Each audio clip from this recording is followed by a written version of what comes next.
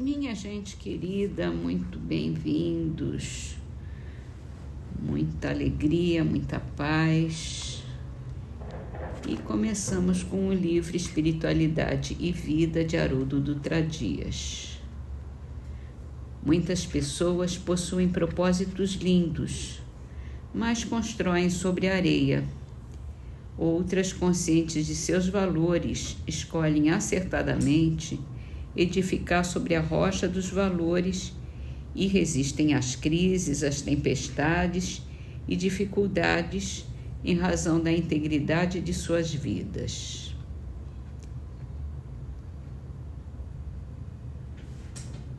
Muito legal. Ele fala das palavras de Jesus mesmo, né? De quem constrói sobre a areia, de quem constrói sobre a rocha.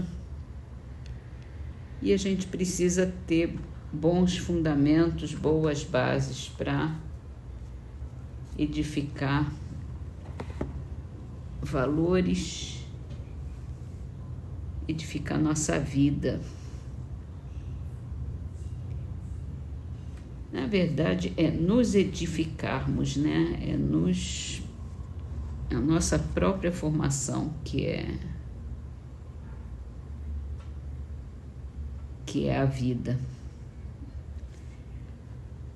E assim vamos para o Livro dos Espíritos, falando sobre dupla vista.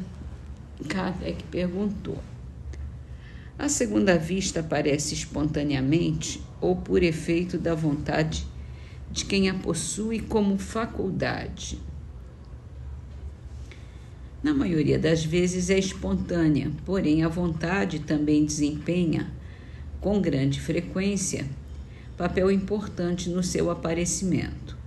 Por exemplo, tome uma dessas pessoas a quem se dá o nome de ledoras de buena dicha, algumas das quais dispõem dessa faculdade, e verá que é com o auxílio da própria vontade que se colocam no estado de terem a dupla vista e o que é chamado de visão.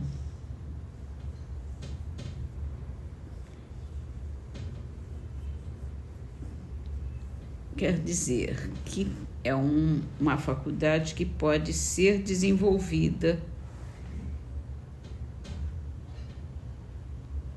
só não sei como se determina, né? Se identifica. Mas tem a ver com a intuição. Ele falou isso na outra pergunta. E intuição é uma coisa que todos nós temos. Então, talvez exista alguma possibilidade da gente também ter essa dupla vista, essa visão do futuro, essa visão do espírito. Vamos meditar sobre isso. Vamos para o Evangelho segundo o Espiritismo e aqui entramos num novo capítulo. O título é Estranha Moral. O primeiro item chama-se Odiar os Pais e se refere à passagem de Lucas, capítulo 14, versículo 25 a 27 e 33. Como nas suas pegadas caminhasse grande massa de povo, Jesus, voltando-se, disse-lhes: se alguém vem a mim e não odeia seu pai e a sua mãe, sua mulher, seus filhos, seus irmãos e irmãs, mesmo a sua própria vida, não pode ser meu discípulo. E quem quer que não carregue a sua cruz e me siga, não pode ser meu discípulo. Assim, aquele dentre vós que não renunciar a tudo o que tem, não pode ser meu discípulo. A outra passagem é Mateus, capítulo 10, versículo 37. Aquele que ama a seu pai ou a sua mãe mais do que a mim, de mim não é digno. Aquele que ama a seu filho ou a sua filha mais do que a mim, de mim não é digno. Certas palavras, aliás muito raras, atribuídas ao Cristo, fazem tão singular contraste com seu modo habitual de falar que instintivamente repele o sentido literal, sem que a sublimidade da sua doutrina sofra qualquer dano. Escritas depois da sua morte, pois que nenhum dos evangelhos foi redigido enquanto ele viveu, é lícito acreditar-se que em casos como este, o fundo do seu pensamento não foi bem expresso ou, não é menos provável, o sentido primitivo, passando de uma língua para outra, pode ter experimentado alguma alteração.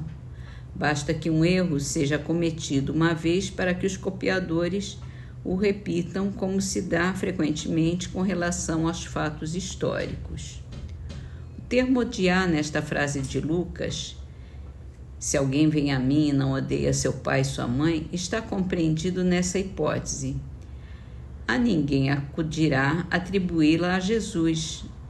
É então supérfluo discuti-la e ainda menos tentar justificá-la. Importa primeiro saber se ele a pronunciou e, em caso afirmativo, se na língua em que se exprimia a palavra em questão tinha o mesmo valor que na nossa.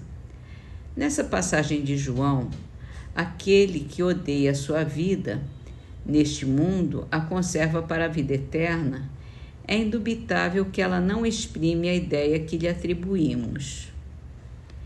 A língua hebraica não era rica e continha muitas palavras com vários significados, como, por exemplo, aqui no Gênesis designa as fases da criação, servia simultaneamente para exprimir um período qualquer de tempo e a revolução diurna. Daí, mais tarde, a sua tradução pelo termo dia e a crença de que o mundo foi obra de 6 vezes 24 horas. Também a palavra, como se designava um camelo e um cabo, uma vez que os cabos eram feitos de pelos de camelo, daí haverem traduzido pelo termo camelo na alegoria do buraco de uma agulha. Além disso, cumpre se atender aos costumes e ao caráter dos povos, pelo muito que influem sobre o gênio particular de seus idiomas. Sem esse conhecimento, o sentido verdadeiro de certas palavras escapa frequentemente. De uma língua para outra, o mesmo termo se reveste de maior ou menor energia. Numa pode envolver injúria ou blasfêmia e carecer de importância na outra, conforme a ideia que suscite. Na mesma língua, algumas palavras perdem seu valor com o correr dos séculos. Por isso é que uma tradição rigorosamente literal nem sempre exprime perfeitamente o pensamento e que, para manter a exatidão, às vezes tem de se empregar não termos correspondentes, mas outros equivalentes ou perífrases. Essas notas encontram aplicação especial na interpretação das Santas Escrituras e, em particular, dos Evangelhos. Se não se tiver em conta o meio em que Jesus vivia, fica-se exposto a equívocos sobre o valor de certas expressões e de certos fatos, em consequência do hábito em que se está de assimilar os outros a si mesmo. Em todo caso, cumpre despojar o termo odiar da sua acepção moderna como contrária ao espírito do ensino de Jesus. Aqui tem uma nota no pé de página falando sobre a tradução, do grego e do siríaco. Dizem que Jesus falava no dialeto siríaco, que era o que ele usava com mais frequência. E diz que a palavra que é traduzida como odiar não tem esse significado. Significaria amar menos. Não amar igualmente tanto a um quanto a outro. Então aí a gente já vê que existe alguma deturpação na tradução. E claro que Jesus não ia falar para odiar ninguém, né?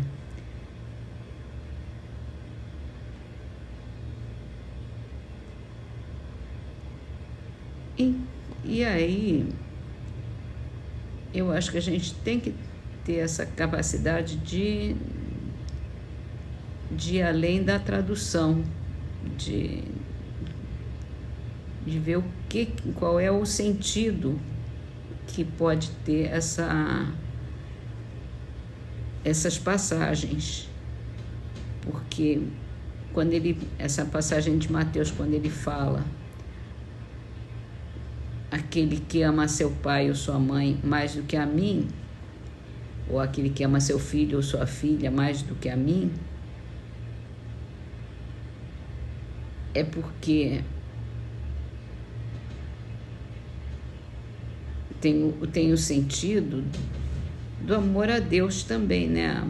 Que é o primeiro mandamento, amar a Deus sobre todas as coisas. E eu acho que aí ele quis dizer isso.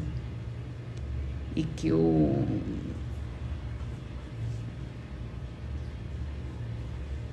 quando você ama a Deus, quando ama Jesus, quando preza essas lições, você vai ensinar isso para os seus filhos e vai valorizar os pais.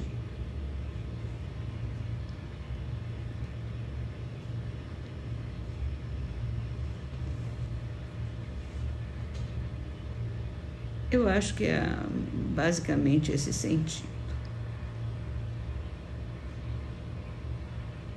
E assim vamos terminar com a trovinha de Celeste Jaguaribe, do livro Orvalho de Luz, psicografado por Chico Xavier. Mãe que partiu. Mãe morta, em vão me remoço, raiz cortada no chão. Quero abraçar-vos, não posso, filhos do meu coração.